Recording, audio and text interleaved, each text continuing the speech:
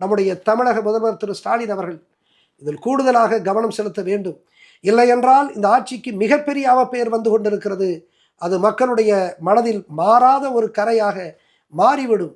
நீங்கள் அதிகாரிகளை நம்புகிறீர்கள், இன்னும் நேர்மையான அலுவலர்கள் இருக்கிறார்கள். நான் பார்த்திருக்கிறேன் என்னுடைய பணிக்காலத்தில் ஐஏஎஸ் ஐபிஎஸ் அலுவலர்களை மிகுந்த மரியாதைக்குரியவர்களாக நான் பார்த்திருக்கிறேன்.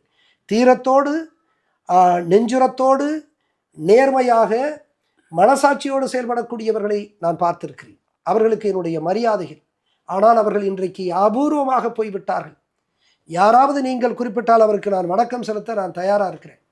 இன்னைக்கு அதிகார அத்துமீறலில் ஈடுபடுறவங்க, லஞ்சம் ஊழல் இவைகளில் ஈடுபட்டு பெரும் சொத்துக்களை குவிப்பவர்கள் நிறைய பேர் நம்முடைய அதிகார தளத்திற்கு வந்து விட்டார். நான் சொல்கிறேன் கசப்பான உண்மை. இந்த அதிகார அத்துமீறல் செய்ய முடியாத ஒரு சூழல், இந்த லஞ்சம் ஊழலில் ஈடுபட முடியாத ஒரு சூழலை உருவாக்கிருங்க. ஒரு ஆள்